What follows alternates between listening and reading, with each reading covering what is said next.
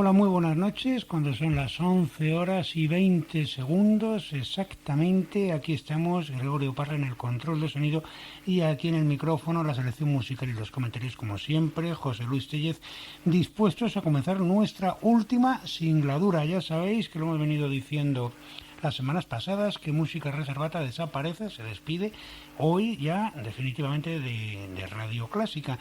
Y por eso, porque se trata de un día especial, vamos a comenzar nuestro viaje haciendo lo que no hemos hecho nunca, que es escuchar completa la sintonía. El segundo movimiento, que es la sintonía, porque la habéis llamado tanta. Yo creo que no ha habido día que no llame a alguien preguntando qué era la sintonía. Pues venga, este segundo movimiento de la sonata para flauta y clavecín, la segunda sonata para flauta y clavecín, la sonata de mi bemol de Juan Sebastián Bach, el BWV 1031, en una versión transcrita para piano, una transcripción que le añade los 4 compases iniciales esos de Wilhelm Kempff, que algunos hemos tenido la suerte de vérselo tocar como propina, y en fin, por esa razón emotiva pues es por la que uno ha venido utilizándolo de manera reiterada como sintonía durante años. Y en interpretación además en esta ocasión de la pianista sueca Inger Södergren. Entonces vamos a descubrir la integridad de esa cortina musical y así comenzamos dándoos la bienvenida a Música Reservata.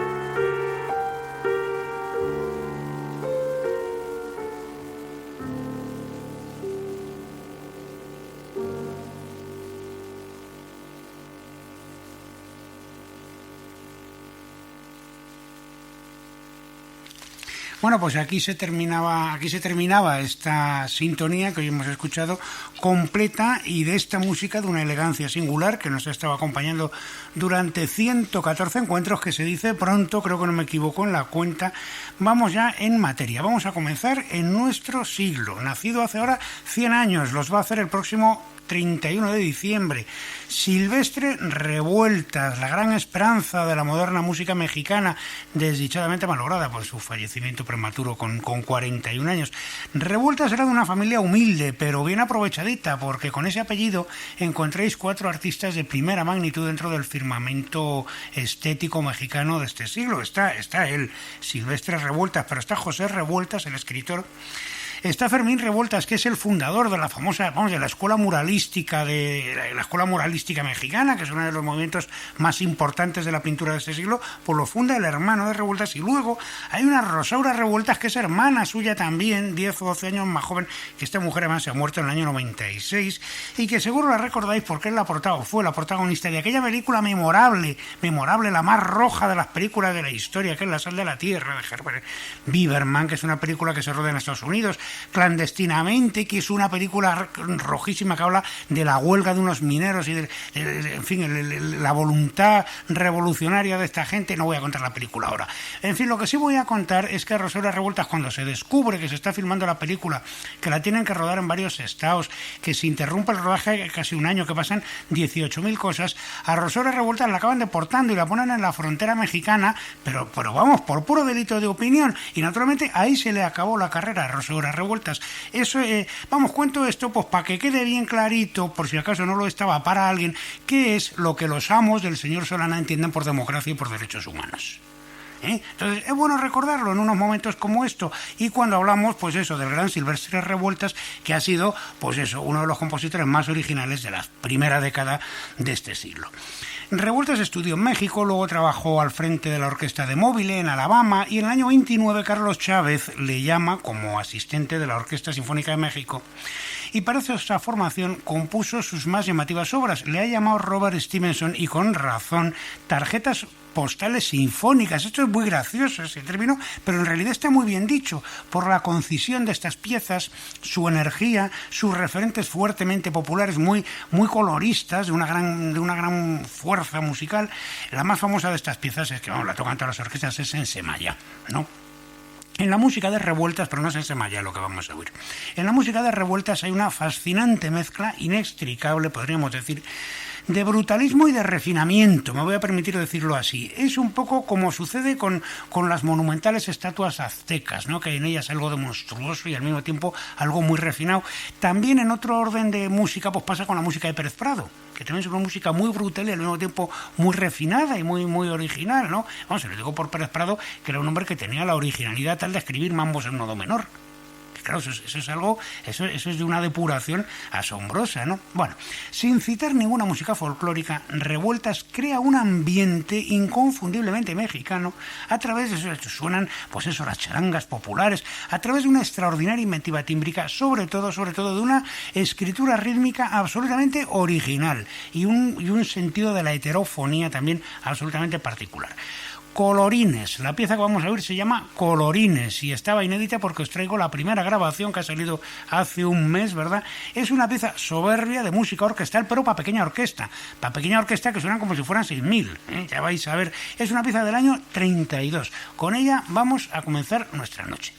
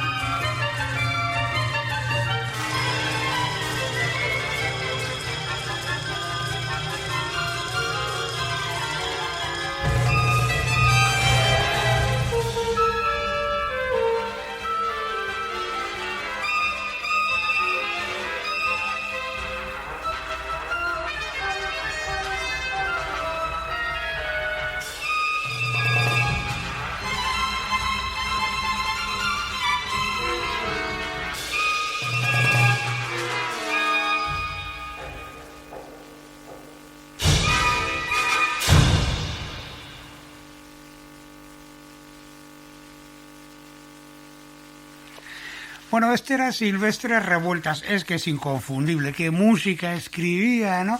Silvestre Revueltas, que era otro... Bueno, toda la familia Revueltas, antes se me olvidaba decirlo, fueron de los miembros fundadores del Partido Comunista Mexicano, eran gente de bien.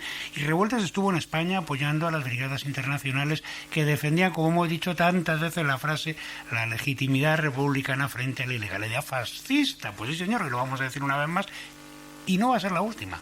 Y no va a ser la última. Y entonces luego volvió a México y tal, y desdichadamente murió con 41 años el 5 de octubre de 1940, devorado por los zopilotes, así como suena.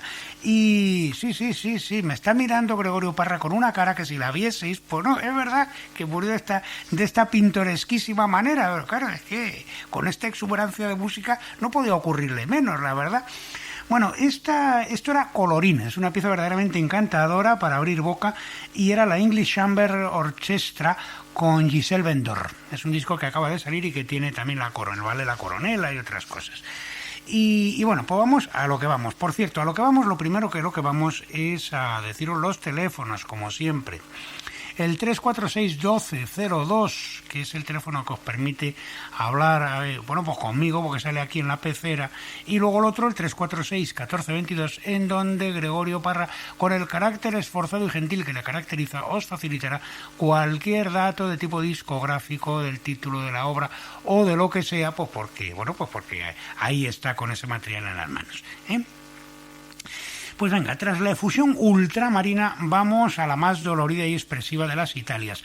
Fallecido en Parma en 1565, con 50 años apenas, otro que murió también muy jovencito, Ciprián de Rore, fue un ultramontano, nació cerca de Gante, se estableció al servicio de Margarita de Parma allá por el año 1560, parece ser, y fue maestro de músicos como Luchasco, maestro de capilla en Ferrara, influyó profundamente, iba a decir en Monteverdi, influyó en todo bicho viviente, en todos los músicos posteriores, y estuvo siempre estrechamente ligado al círculo de compositores activos en la Venecia del momento.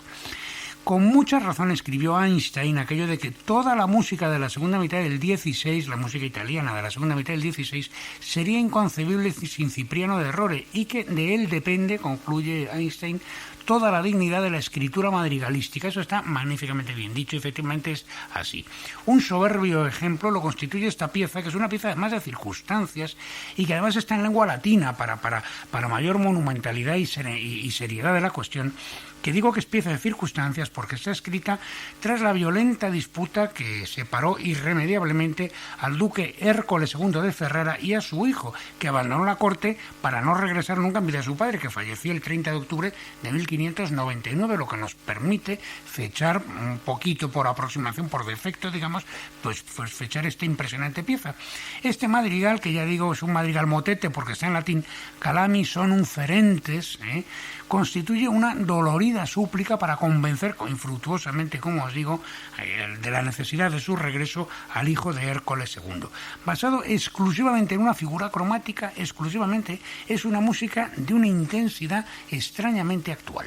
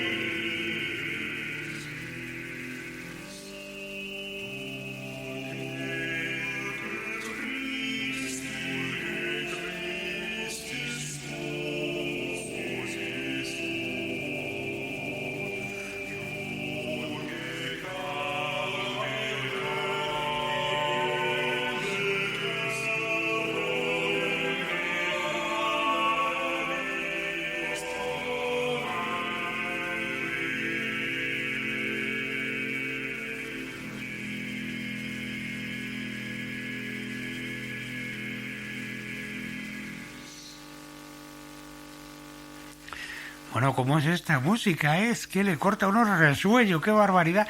Os habréis fijado que la figura es ascendente cromática y tiene una estrechísima relación con el non morir Seneca del final del segundo acto de...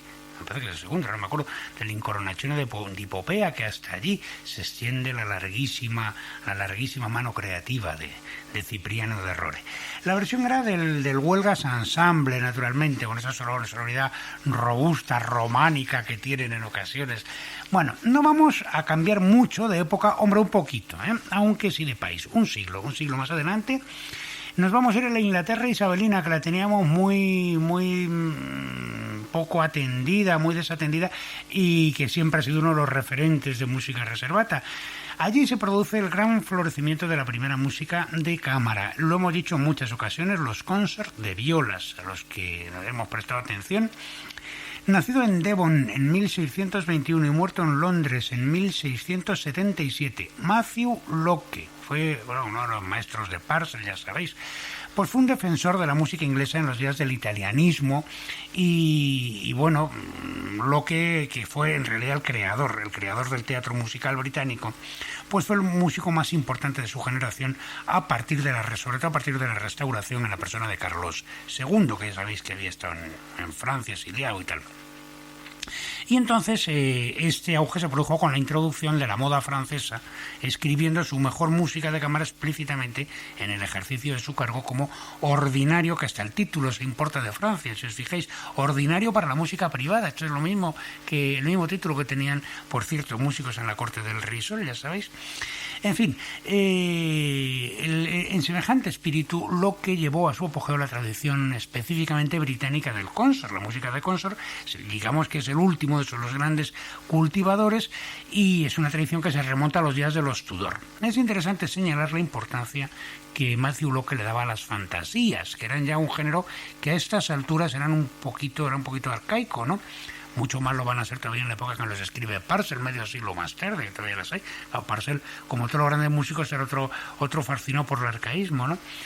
En fin, estas fantasías de Locke son de una honda estructura contrapuntística, las coloca a la cabeza de sus suites a 4 partes que están publicadas en 1650, que probablemente son las últimas obras de esta naturaleza escritas en Inglaterra. Es un libro importante, con las suites escritas en dos en tonalidades, una en modo mayor y otra suite en modo menor, de la misma tonalidad, en sucesión. En fin, tienen un cierto carácter en ese sentido, digamos una cierta retórica enciclopédica. Son todas ellas obras en 4 movimientos, están unificadas por tonalidades, y en el caso de la que nos ocupa, que es la que abre plaza en el libro, comienza con una fantasía que además es el movimiento que tiene mayor importancia, que tiene mayor desarrollo, mayor envergadura y por supuesto el más profundamente trabajado desde el punto de vista polifónico. Y luego sigue una curante, un aria lenta y concluye con una zarabanda.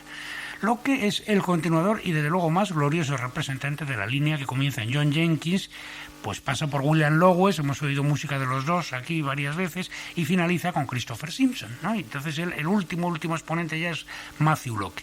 Por su sentido de la armonía y el cromatismo, es mucho más moderno, es música ya francamente tonal en ese sentido, pero está, digamos, bebida en un odre mucho más tradicional, el del consort de violas, y eso sí, sacando todo su partido, todo su fruto a la oposición completamente funcional entre modo mayor y modo menor.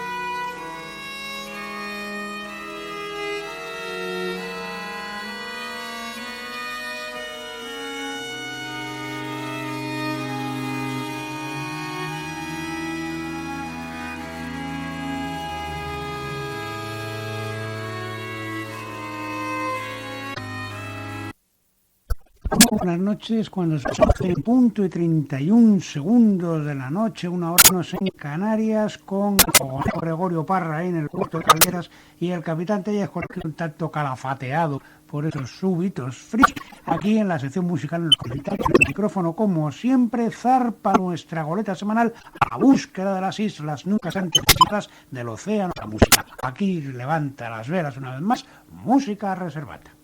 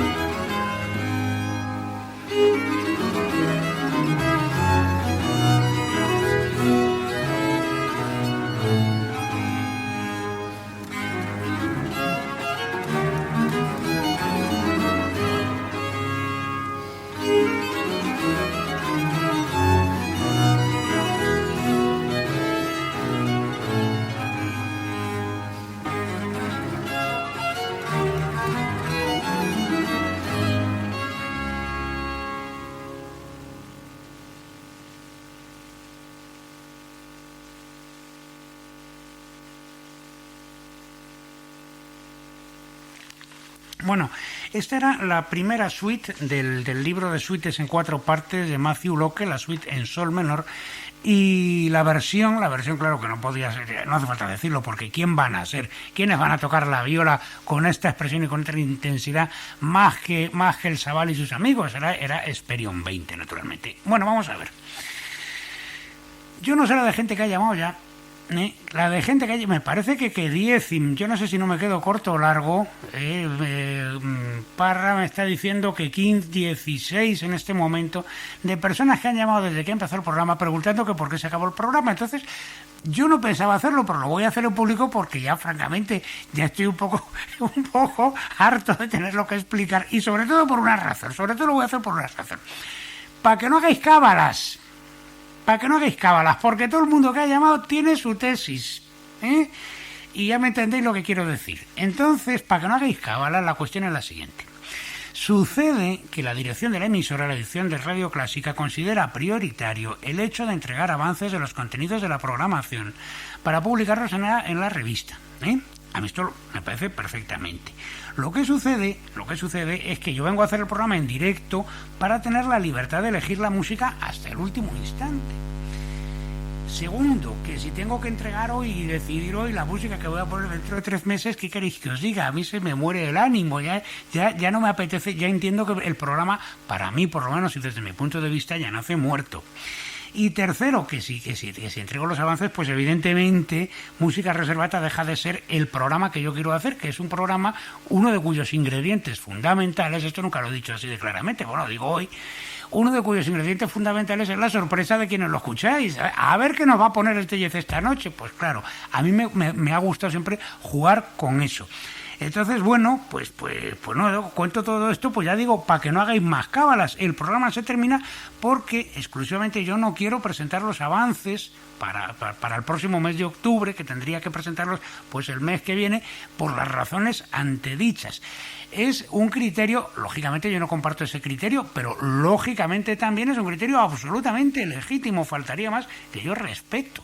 Y por eso, y sobre todo para que no hagáis cábalas, para que no hagáis hipótesis, pues es por lo que lo cuento ahora en público, y porque de paso pues es evidente que no hay absolutamente nada que ocultar en la cuestión.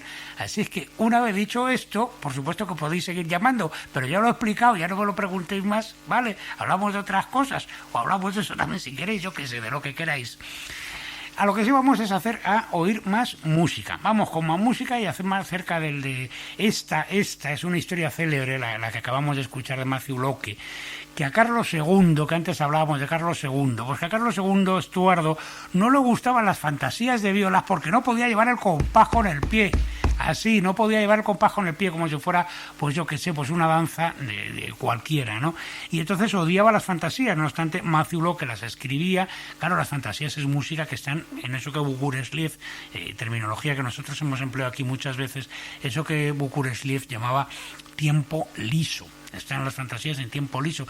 Y claro, pues eso a Carlos II no le gustaba, y es una de las razones por las que la música de Locke se empezó a conocer después, y muchas de sus obras de la música de violas no se editaron en su vida.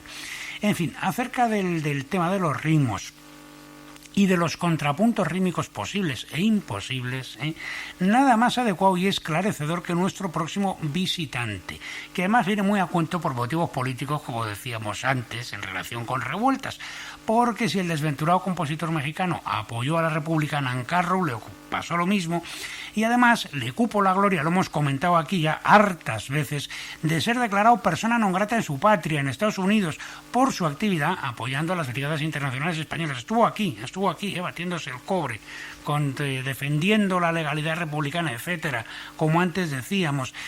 Nancarro se tuvo que acabar quedando a vivir en México, Y es que en este programa de hoy, en esta noche de hoy, pues todo se repite y todo se duplica, ¿verdad? Y realizó allí toda esa asombrosa serie de obras para pianola, en la que con un trabajo artesanal y heroico, perforando rollos de papel, mediante un procedimiento de su invención para calcular exactamente a la centésima de segundo el punto donde había que perforar el papel para activar la tecla, se dedicó a explorar las relaciones rítmicas y contrapuntísticas a través de vertiginosos experimentos en que el desfase de los tempi entre las voces, entre unas y otras voces, se articula a través de todas las dimensiones temporales posibles y que, claro, lógicamente son absolutamente imposibles de tocar, quiero decir, de tocar por un intérprete físico. Eso es solamente música que solamente se puede hacer con un dispositivo, pero con un dispositivo como la pianola, que no es que sea, como ha dicho algún crítico, no es que sea música inhumana, es que es música sobrehumana. Es un poco como los modos de valor-intensidad de Messiaen, que en realidad habría que tener 3 pianistas para poderlos hacer exactamente como Messiaen quiere, ¿no? Compases diferentes en cada línea y procesos heterogéneos de aceleración y de deceleración simultánea en voces independientes. Eso es el núcleo fundamental del experimento de Conlon Nancarrow. El magnífico estudio número 27, que es el que vamos a escuchar, es una forma, un canon a 4 voces y un canon rítmico además, que se mueven en relaciones de tempo, pero relaciones centesimales, porque no se puede medir en negras, sino de otra manera. Las voces están en relaciones de tempo de el 5%, el 6%, el 8% y el 11%, números primos, como veis. De manera que hay otra que permanece en un tempo constante, precisamente para que se pueda ir percibiendo más que esa relación, pues ese desfase, esa especie de cosmos que se ramifica y que se multiplica sobre la base de ese ostinato que sirve de referencia.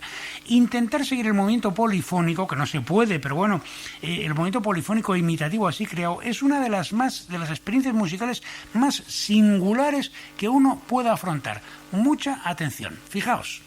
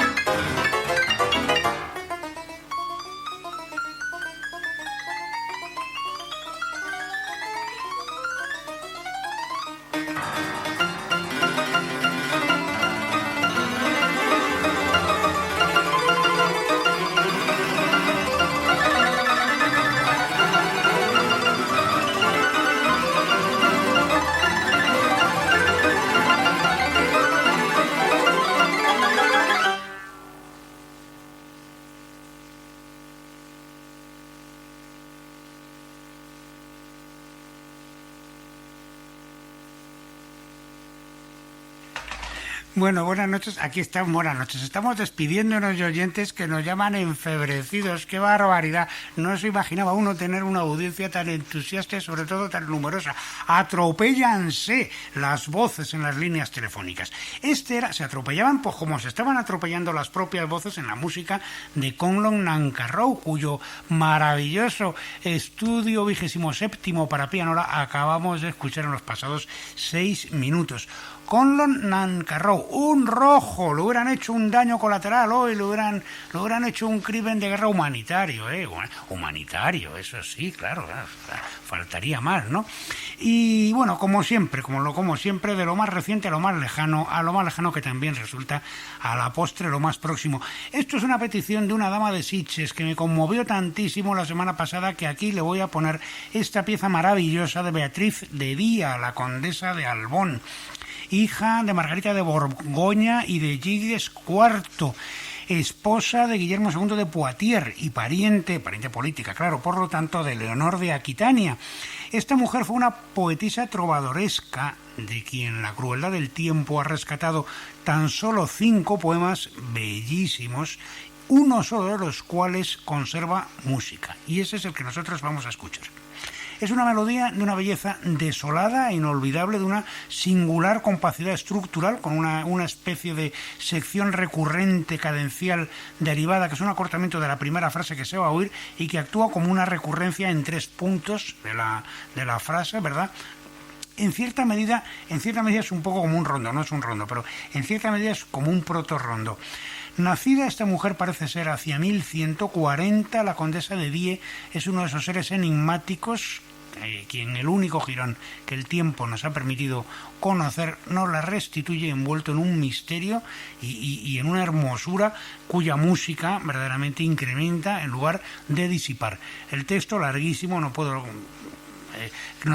quedémonos simplemente con las primeras frases en la línea más pura del amor cortés, pero expresado por una voz femenina. Canto a quien no tiene para mí sino amargura y desamor, desdeñoso de mi cortesía, de mi belleza, de mi virtud y de mi inteligencia. ¿Cómo es la única música que ha sobrevivido de la condesa Beatriz de Día? Es una melodía de esas de dejarle uno en el sitio. Era Mara Kik y era esta pieza de la condesa Beatriz de Die que se titula A Chantar. Bueno, se titula, es el comienzo del texto. Y vamos a regresar a nuestro siglo, ya que andamos hoy un tanto testamentarios, ¿verdad? Llego a regresar con la obra de uno de los más grandes clásicos de este siglo, de los más refinados y de los más inventivos de la música orquestal, verdadero creador de formas. Y este aspecto es importante destacarlo. En el caso de la obra que vamos a oír, que propone una articulación singularmente novedosa y sui generis del programa orquestal por excelencia, es decir, la sinfonía. 4 sinfonías nos ha dejado el gran Witold Lutosławski. No hace mucho tiempo pusimos aquí su concierto de violonchelo, cosa que despertó el entusiasmo y el frenesí de una gran parte de nuestra selectísima audiencia. Así es que vamos a despedir hoy el programa, en este último programa vamos a volver a darle otra vez la voz al gran maestro polaco. Casi me atrevería a decir que esta 4ª sinfonía, que es la que vamos nosotros a oír, casi es un estreno en Radio Clásica. Digo casi porque no estoy seguro de ello, pero me consta que en todo este año pasado y en este no se ha puesto y que el disco es de aparición muy reciente. A diferencia de las precedentes obras de este título, y pese a tratarse de la más corta de las 4 sinfonías escritas por Lutosławski, es un movimiento orquestal único. Las anteriores eran siempre una especie de forma espejo, en que una segunda parte era una suerte de antítesis o de complemento de la primera parte. Entonces aquí esto es un discurso de una concentración, de una compacidad textual especial que como característica más perceptible ofrece la importancia que se le da al elemento melódico.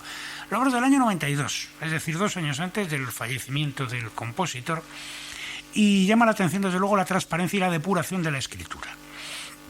Por lo demás, pues una obra hecha verdaderamente con muy poco material, ¿no? O con muy pocos elementos, y además escrita con una transparencia orquestal absoluta. Por lo demás, tanto la disposición formal como el carácter, digamos, alusivo del material, que no se desarrolla sino que regresa en perpetua transformación, no dejan de recordar la idea del sinfonismo debussiano. Tiene un evidente parentesco, claro, por lo demás la música no tiene ninguna relación, aunque aquí la preponderancia melódica es más acusada, mientras que armónicamente nos movemos en un ámbito que trasciende la politonalidad y el dodecafonismo en una especie de síntesis muy personal. Toda la obra es una especie de amplia forma ternaria tratada con mucha libertad. El movimiento inicial, como en Debussy, es a la vez introducción y movimiento lento. Es una melodía de clarinete, se expande, va conquistando las maderas hasta que luego la trompeta, como ocurría en el concierto de violonchelo, también, por cierto, estoy yo cayendo en esto, la trompeta proclama la apertura de una especie de fanfarria que se desvanece luego en el silencio y en un murmullo del teclado para regresar otra vez al comienzo. Jamás habrá escrito Lutoslawski una música tan evocativa, tan misteriosa y al tiempo de un lirismo tan cálido, tan intenso y sobre todo tan directo. El material melódico se despliega, se descompone en arabescos, en cadencias libres para instrumentos solistas, antes de entrar en la sección central, que es una especie de perpetuum mobile que se basa inicialmente pues en un ritmo que tiene un lejano eco de algo cuasi balsable y es desembocando en un episodio de una intensa, de una percutiva motricidad que hace las veces de Scherzo.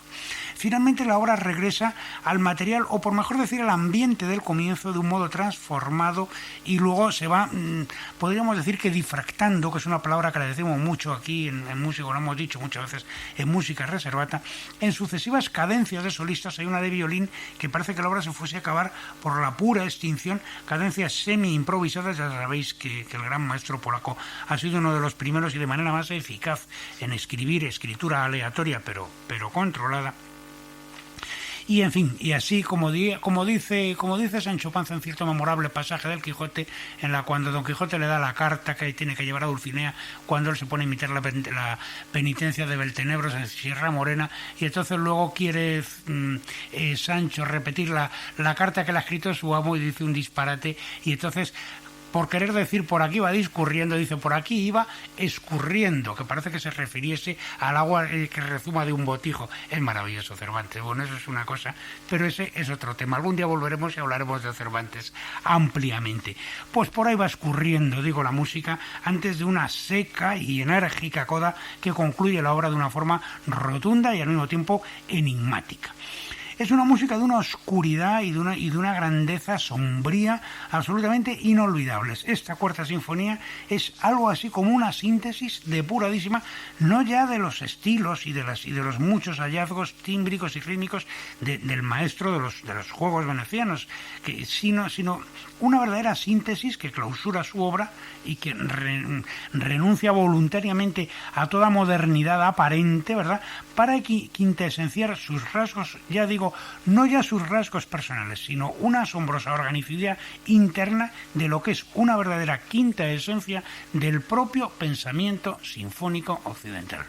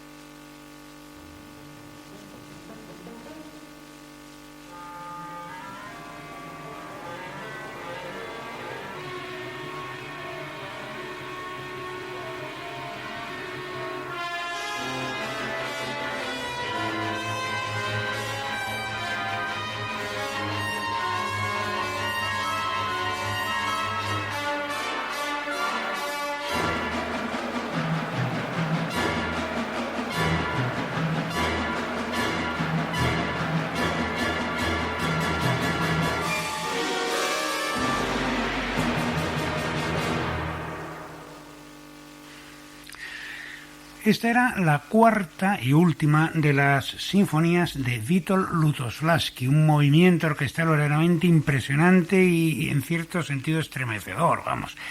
En fin, tras esta oscuridad y tras esta desesperanza de esta música, vamos a pasar a la luminosidad ingenuista, preoperística de los inicios del Settecento. Francesco Provenzale, un músico de quien hemos escuchado ya aquí alguna pieza, fue maestro de capilla en Nápoles y publicó, lo hemos contado esto ya, un libro antológico de motetes en 1689. Estos motetes son singulares dentro del estilo de la música litúrgica napolitana del momento y son singulares por dos motivos. Por su naturaleza fuertemente virtuosística, que está abriendo ya el camino a la escritura, la brillante escritura, bueno, pues operística del barroco, del naciente barroco, con estas, sobre todo con esos aleluyas exuberantes, unas vocalizaciones exuberantes. Es música, podríamos decir, en fin, con una cierta libertad, pero podríamos decir que es música absolutamente belcantista, ¿verdad? Y luego es también notable por sus dimensiones, que los convierten, son los más largos en comparación de esta clase de música de su época. De modo que en realidad se trata de verdaderas cantatas a dúo, porque todos los motetes están escritos para dos sopranos, bueno, el continuo, claro, para dos sopranos o para soprano y tenor, y son verdaderas cantatas poliseccionales. El que vamos a escuchar, Cantemus Psallamus, es una pieza de una explosiva vitalidad articulada y hay pues 7 secciones, me parece, un allegro inicial, luego hay un largo, un espirituoso, otro largo, un presto, otro largo, otro presto y luego ya finaliza con el brillantísimo aleluya. Constantemente estamos pues cambiando la agógica de la música, ¿no? Es una música también para poner a prueba a sus intérpretes, que se mueve pues dentro del paradigma, por otro lado, pues igualmente virtuosístico de la escritura de un Scarlatti o casi del ya casi inmediato Händel.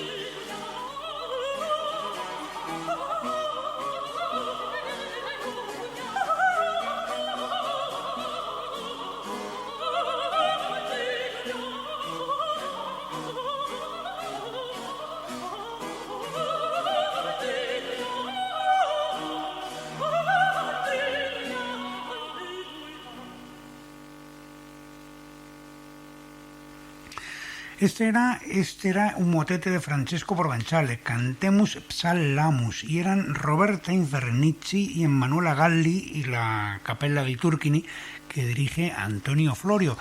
Se me estaba dudando porque me he dado cuenta que se me olvidó deciros antes que la versión impresionante de la no menos impresionante sinfonía de Lutosławski se debía a la Filarmónica de Los Ángeles en una grabación dirigida por Esa-Pekka Salonen. Se me olvidó decirlo antes y bueno, pues lo decimos ahora. Y ahora ya para concluir, o casi para concluir, porque ya estamos ya en los últimos minutos, pues vamos a concluir, o casi concluir, sin salir de Italia, que ha sido hoy un poco nuestra protagonista. Vamos con un autor italiano también, pero ahora con música de cámara. Y vamos a regresar a la década de los 30, como habíamos comenzado, con Revueltas, pues con una de las más bellas obras de uno de los más, ilustres y los inventores, sobre todo, que es por lo que lo tenemos aquí, uno de los inventores de la moderna tradición de música instrumental de su país. La música italiana ha sido siempre música vocal, música operística, y es ya la primera generación que escribe música en este siglo, los primeros que empiezan a crear un estilo genuinamente instrumental italiano. Lo habíamos comentado eso aquí cuando hemos escuchado obras de Giuseppe Martucci. Vamos a hoy con Gianfrancesco Malipiero, veneciano. Le cabe entre sus muchísimas glorias haber sido maestro de otro rojo, de Luigi Nono, de cuya música también hemos dado aquí ampliamente noticia, ¿verdad? Muere Malipiero en el año 73 con 91 fecundísimos años. Malipiero se le deben muchas cosas a él. Fue un redescubridor de Monteverdi, aunque sus ediciones críticas, claro, han sido muy contestadas y tal, pero claro, él redescubre Monteverdi en 1902, en 1903. A Vivaldi también hace las primeras ediciones, el primer catálogo. En fin, su trabajo de investigación de los prebarrocos y de los barrocos italianos ha sido absolutamente crucial para dirigir aspectos no menos cruciales del arte de este siglo. Y desde luego, por esta razón, estudioso de esa escuela madrigalesca fundada, como decíamos antes, por Cipriano de Rore en el Renacimiento tardío y en el comienzo del programa de hoy, también, dicho sea de paso. Bueno, con esto cerramos un doble círculo, el siglo XX en 1931, 2 veces, y luego los ancestros polifónicos comunes para todos que resuenan en la música de Malipiero y que bueno, se reinventan en la paráfrasis de música popular de otra manera totalmente diferente, que con Silvestres Revueltas habría el devenir de este nuestro último encuentro de hoy. La obra de Malipiero, que lo va a clausurar, o que casi lo va a clausurar, y no podía ser sino otra, es su tercer cuarteto de cuerda, cuyo solo título ya ofrece la enunciación de su título, ya ofrece todo el sentido de lo que, bueno, uniendo lo olvidado con lo inexplorado de tan próximo, han constituido los dos polos que han centrado el trabajo de música reservata. La obra se titula Cantari alla Madrigalesca. Entonces, claro, que una obra del comienzo de este siglo y una música instrumental se remita en su espíritu a la música más antigua y al ancestro más ilustre de la música italiana, pues eso, por encima de cualquier otra cosa, es una declaración de principios que nosotros hacemos nuestra también aquí, porque no hay nada más original que volver al origen, como bien dijo Gaudí. Y por eso es por lo que nosotros vamos a dedicar los próximos 18 minutos a escuchar este cuarteto bellísimo. Es una obra escrita de un solo trazo, que alterna movimientos diferentes y que divide su curso en 2 mitades equivalentes con un silencio central, que forma parte de la forma. Cuidado, es un silencio medido de compás. Son, digamos, como 2 formas ternarias emparentadas, ambas con un episodio lento central, flanqueados por movimientos rápidos, por scherzendos, y que están dominados por el sentido melódico más melancólica e irrenunciablemente italiano, y en donde la escritura absolutamente magistral, la escritura cuartetística, es el vehículo donde resuenan transfiguradas las voces, pues eso, desde Monteverdi a Vivaldi, pero también de ciertos operistas tardíos, y no sin un eco lejano pero perceptible de un Debussy o de un Ravel. La música es de apariencia casi rapsódica, una especie de sucesión de temas de fuerte impronta melódica que se suceden, buscando pues eso, la pura riqueza del contraste, la pura efusión de la riqueza y de la exuberancia melódica y la sensualidad del canto instrumental. Este tercer cuarteto es una obra verdaderamente merecedora de mucha más atención de la que por desdicha suele disfrutar. Su forma, que desdeña el principio de desarrollo sinfónico, resulta hoy sorprendentemente próxima, aunque su retórica melódica sea irrenunciablemente romántica. romántica en su inspiración y, eso sí, neoclásica y objetualista en su factura.